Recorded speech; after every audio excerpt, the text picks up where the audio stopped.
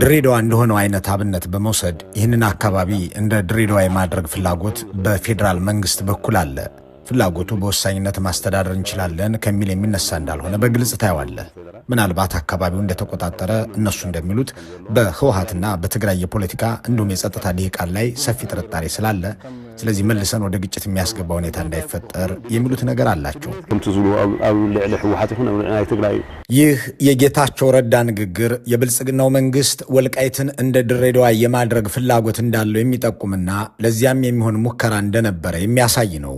እንዲያም ሆኖ አሁን እየታየ እየተሰማና እየተሞከረ ያለው ነገር ወልቃይትን እንደ ድሬዳዋ የማድረግ ሳይሆን ድሬዳዋን ራሷን እንደ ወልቃይት የማድረግ ሆኗል።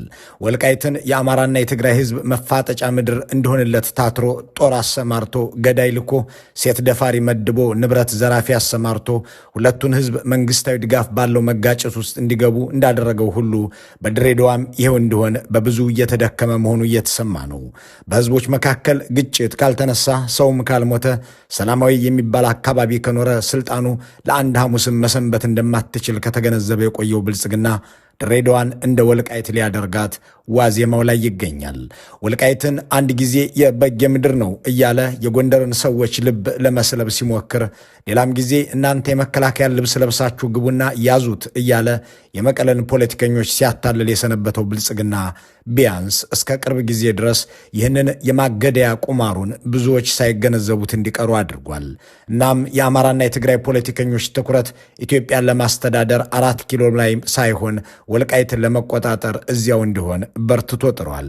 ይህ ሞዴል በትክክል እንደሰራ የተገነዘበ የሚመስለው የጠቅላይ ሚኒስትር አብይ አእምሮ በምዕራብ ኢትዮጵያ የከፈተውን የማፋጠጥ ግንባር በምስራቅም ይደግማል ተብሎ ተሰማርቷል። ድሬዳዋ የኦሮሞ ነው በማለት በአደባባይ የተደመጡት ጠቅላይ ሚኒስትሩ ይህንን ንግግራቸውን ካደረጉ በኋላ ሰው ማስገደልና ማሳደድ ጀምረዋል። የኦሮሚያ ክልልን ፖሊስ በድሬዳዋ ከተማ አሰማርተውታል። ድሬዳዋ ሰላም ሆኖ መዋል ማደሩ የረበሻቸው ሰዎቹ ከተማዋን የደም መፋሰስ ምድር ለማድረግ ብዙ የክፋትና የጥፋት ቦምብ እያጠመዱ መሆናቸው እየተሰማ ነው።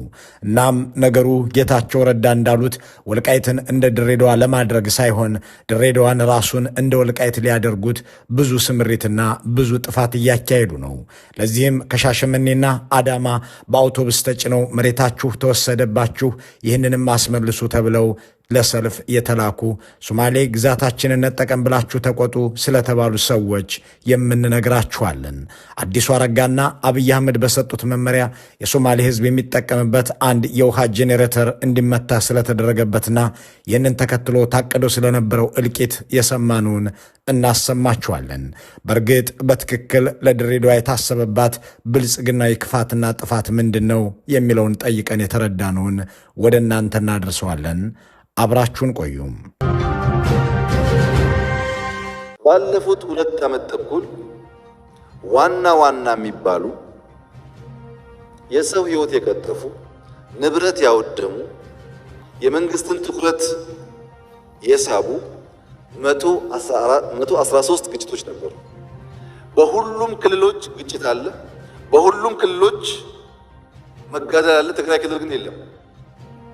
እነሱም አያፍሩም። እኛ ብቻ ነን ሰላም ይላሉ። ትንሽም አያፍሩም።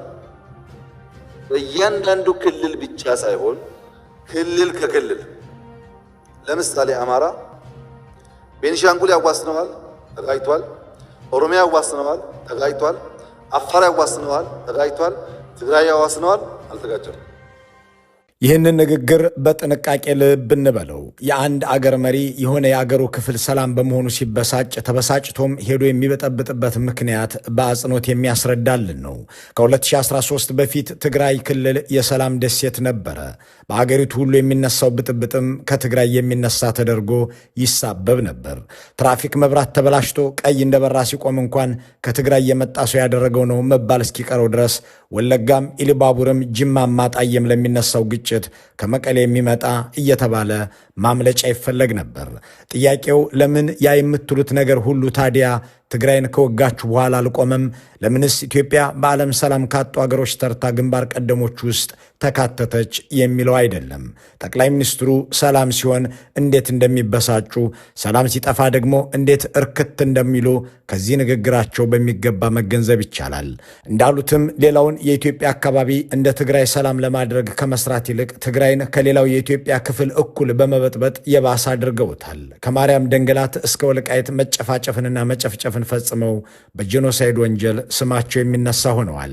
ጎንደርን ላለማው ስነሳ፣ ጎርጎራንም ስሰራለት ጎጃም ተቃወመኝ፣ የወሎ ሙስሊምና ክርስቲያን ከጥንት ጀምሮ ሲጣላ የኖረ ነው፣ ወለጋ ብሄድ እገደላለሁ፣ ከዚያም ጅማ ዝም አይልም። እነዚህን ሁሉ የተናገራቸው አንድ ተራ አክቲቪስት ሳይሆን በሆነ የታሪክ ዕጣ ፈንታ መሪ የሆኑ ጠቅላይ ሚኒስትር ናቸው። አሁን ደግሞ ከዚያ ተሞክሯቸው ተነስተው ጭር ሲል አልወድምም ብለው ድሬዳዋን እንደነ ወልቃይት ሊያደርጉት ተነስተዋል። ይነስም ይብዛም አንጻራዊ ሰላም ያለባትን ድሬዳዋን አኬልዳማ ሊያደርጓት ቆርጠዋል። ሶማሌና ኦሮሞ የሚል ካርዳቸውንም መዘዋል። ድሬዳዋ የኦሮሚያ ክልል አካል ነበረ በሕገ መንግስቱ። ሶማሌዎች እና ኦሮሞዎች ወንድማማች ሆነው ለብዙ ዓመት ኖረዋል። ድሬዳዋ ጋር የይገባኛል ጥያቄና ክርክር ተፈጠረ። ሲፈጠር በኢህአደግ ዘመን በዚህማ አንጨቃጨቅም፣ ድሬዳዋ ከኦሮሚያ ይነጠልና ለፌዴራል መንግስት ይሁን፣ ሶማሌ አንዱን ተርም ከንቲባ ይሁን፣ አንዱን ተርም ኦሮሞ ከንቲባ ይሁን ብለው አስማሙ።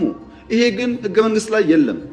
ይህንን አስተያየታቸውን የሰማች አንድ የቀድሞ የኢጋድ ባልደረባ እንዲህ ትላለች። በሕገ መንግስቱ ድሬዳዋ የኦሮሚያ አካል ነበር የሚለውን ንግግራቸውን የሰማ ሰው ቀኝ እጃቸውን ከፍ አድርገው የማሉበትን ሕገ መንግስት ምን እንደሚል እንኳን አያውቁም ብሎ ቢጠይቅ ስህተት ሰርቷል። ጠቅላይ ሚኒስትር አብይ ሕገ መንግስቱ ድሬዳዋ ከተማን በኦሮሚያ ውስጥ አድርጎ ያካለለ ሰነድ እንዳልሆነ፣ ድሬዳዋ የኦሮሚያ ነች የሚል ድንጋጌ ከ106ቱም የሕገ መንግስቱ አንቀጾች ላይ በአንዱም ቦታ እንደሌለ እስካሁን አያውቁም ማለት በእርግጥም መሳት ነው። የእሳቸው ዋና ትኩረት ማጋጨትና ደም ማፍሰስ የሚያስችለኝ ስስ ወይም ሴንሲቲቭ አጀንዳ የት ነው የሚለው ነውና በሕገ መንግስቱ የኦሮሚያ ነች ካሉ በኋላ ያነሱት ነገር ላይ ማተኮር ይበጃል።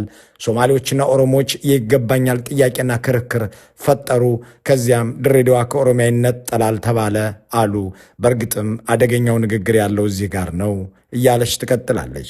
በእርግጥም እዚህ ንግግር ውስጥ ያለው አብይ አህመዳዊ የእልቂት አዋጅ ኦሮሞ ሆይ ድሬዳዋን በሕገ መንግሥት ያገኘሃትን ከተማህን ለሶማሌ የሰጠብህ ኢህአዴግ ነውና ትገባሃለች፣ እናም ወደ ድሬዳዋ ዝመት፣ በድሬዳዋና ሶማሌ ህዝብም ላይ ተነስ የሚል ነው።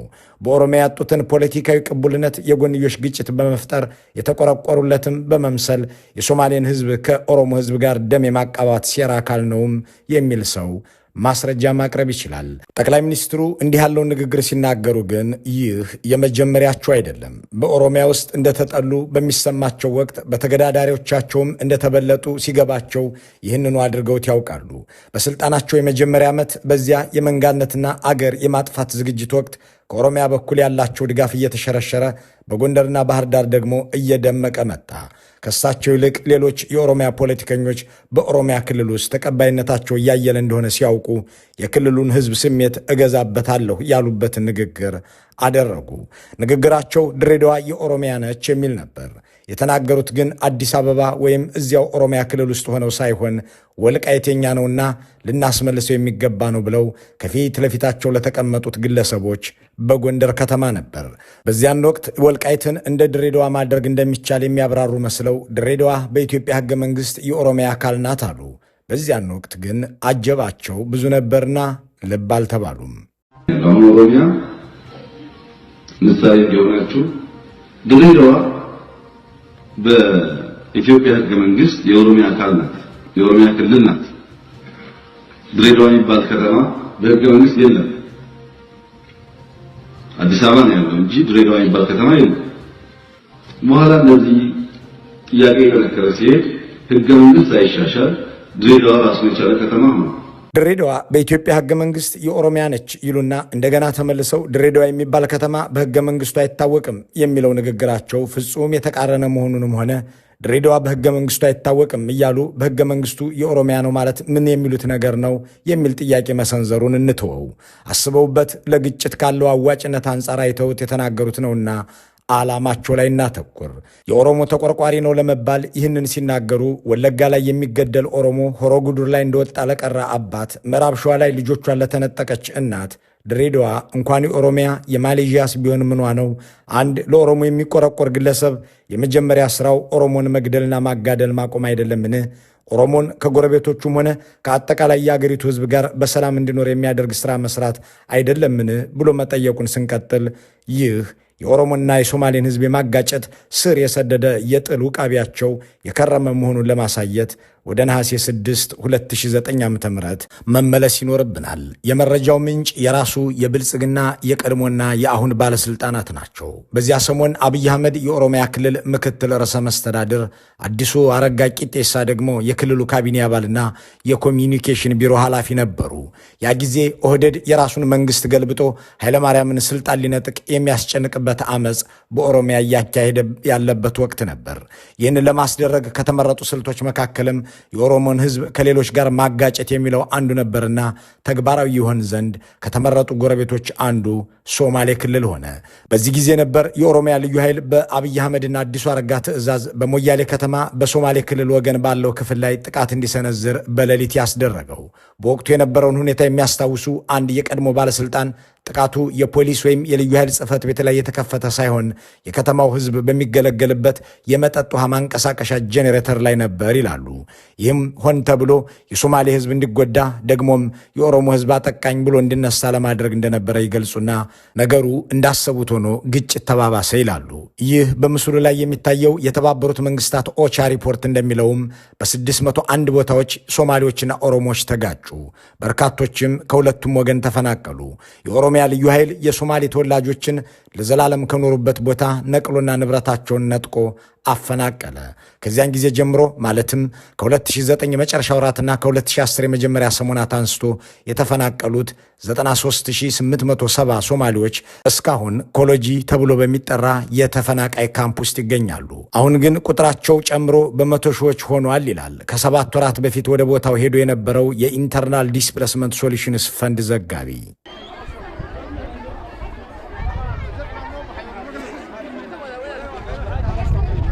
Behind me is Kolochi camp. 100,000 people, internally displaced people, live in this camp in the Somali region in the south of Ethiopia. This camp has been here for about 7 years. ውድ የኢትዮ ፎረም ቤተሰብ ስለ እነዚህ ኢትዮጵያውያን መፈናቀል ለመሆኑ ካሁን በፊት ሰምተው ያውቃሉን? በመቶ ሺህ የሚቆጠሩ ሰዎች በብሔራቸው ምክንያት ተፈናቅለው ለ8 ዓመት መክረማቸውንና አሁንም እንዲህ ያለውን ሕይወት በዚያው በሶማሌ ክልል እንደቀጠሉበት ሲነገር አጋጥሞት ያውቃልን? የሆነው ግን እንዲያ ነው።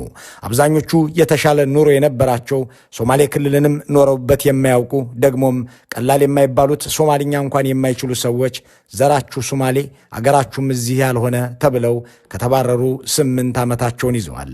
እነዚህ ተፈናቃዮች ለጠቅላይ ሚኒስትሩ በቂ አይደሉም። እነዚህ የተነጠቁት ቤተሰብና ሀብት ያረካቸውም አይመስልም።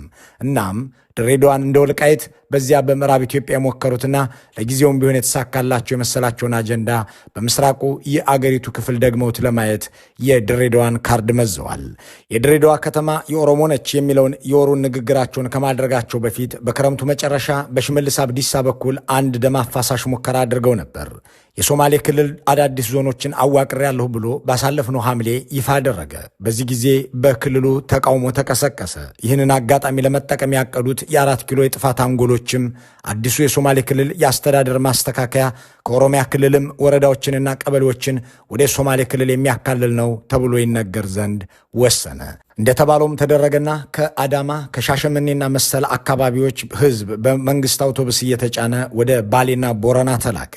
በዚያ በኦሮሚያና ሶማሌ መዋሰኛ ቦታዎችም ላይ ግጭት ለመቀስቀስ ተሞከረ። እንዳም ሆኖ በውጭ ሀገር የሚኖሩ የሶማሌና የኦሮሞ ፖለቲከኞችና ተደማጭ ሰዎች በአገር ቤት ካሉት ጋር ተቀናጅተው ባደረጉት ርብርብ የብልጽግና ሴራ ከሸፈበት።